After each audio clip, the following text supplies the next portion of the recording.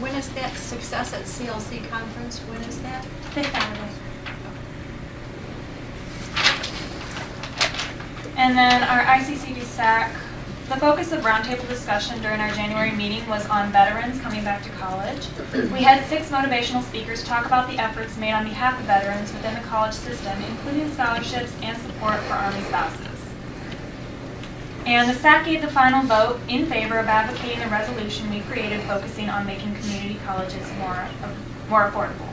And that is what we will be advocating for on Advocacy Day on April 29th. It was in March, I apologize. And that concludes my report. Might I also suggest that as long as you're going to be advocating and you're talking about the veteran scholarships, you might want to consider advocating for the state to pay their share for the veteran scholarships. That'd be nice. That's something that's been on the books for a lot of years. The veterans get free tuition. The state is supposed to reimburse us for that, but it hasn't happened in years. I don't know how many years. That would be nice.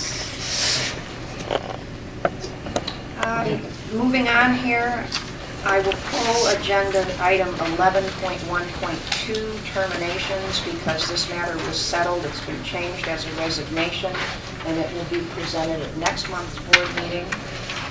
And we'll hold agenda item 11.1.6, settlement agreement for closed session discussion. I will request a closed meeting under the Illinois compiled statutes, 5 ILCS 120, section 2C1, appointment, employment, compensation, discipline, performance, or dismissal of specific employees of the public body. Section 2C2, collective negotiating matters between the public body and its employees or their representatives, or deliberations concerning salary schedules for one or more classes of employee. And Section 2C11, litigation when an action against, affecting, or on behalf of the particular public body has been filed and is pending before a court, and when the public body finds that an action is probable or imminent. There will be action after the closed session. That concludes the chairman's report, and we're moving on to agenda item 5, the president's report. Well, good evening, and got some good news to announce. So as all of you I'm sure know, the governor put a hold on capital projects when he came in, and so we've been working the last week to see that our science building got released, and we confirmed today that our science building has been released to the capital, to the CDB.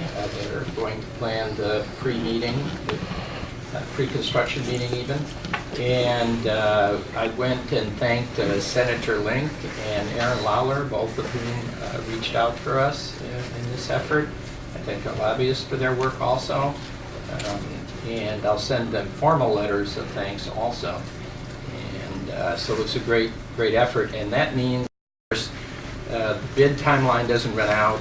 We can begin construction, David, in March or so with the groundbreaking. So great news, great news. So while I'm on the effort of good news, I will say that while our enrollment's down, it's actually trending up. And we're now to the point where we were down I think 4% last time I mentioned, and overall, our overall credit hours are down 1% now with some time left for registration. And we've gone at the college credit level from 6% down to -4%, so that's good. Our peers, we've checked with some of them, and they vary in that range also, so that's good news in one sense. Of course, we'd like to see it a little bit better. That's good news for now. We'll have our 10th day census report pretty soon, so we'll have to see where we land then. I wanted to mention, in May we've had a conference, maybe 4 out of 5 years, called County Green, and we actually had a meeting this morning, and we're doing something a little bit different with that Lake County Conference this year. We're involving some of the corporations in it. So, for example, we had Granger, ComEd, NRG, Abbott, Siemens, Lake County Administration involved in the planning, and we're going to be adding AbbVie, Baxter, and others.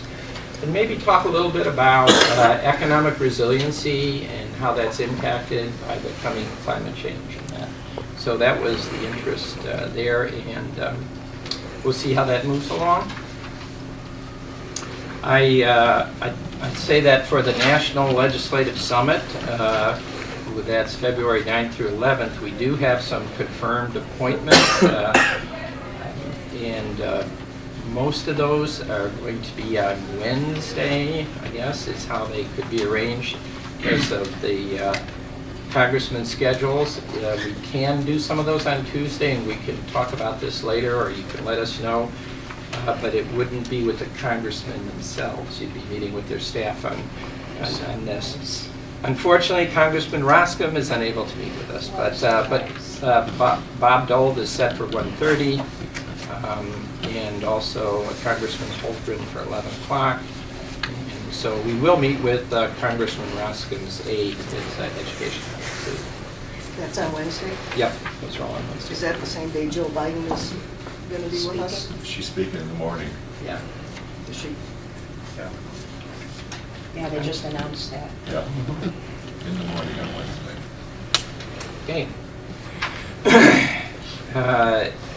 Yeah, we'll have to check the schedule against that. We'll see. Okay. I wanted to mention to you all that you're probably aware we had that an update that CLC is a finalist for the National Award for Advancing Diversity, and that would be at the AACC 2015 conference. So the award recognizes colleges that have contributed significantly over a sustained period of time to advancing diversity and leadership and in their community and higher education. So the winners will be announced at that conference. That's at April 18th to 21st in San Antonio, Texas. Let us know if you're interested in going to that conference. I did want to mention Salute to Gospel again because it's coming up February 28th. It's featuring the Gospel Grammy Award winner, Donnie McClurkin. And I know last year Trustee Kerrigan offered the welcome at the Salute to Gospel. So let us know if any of you want to make welcoming remarks or again. And then, I'm going to have him sing. No comment on that. Yeah. okay.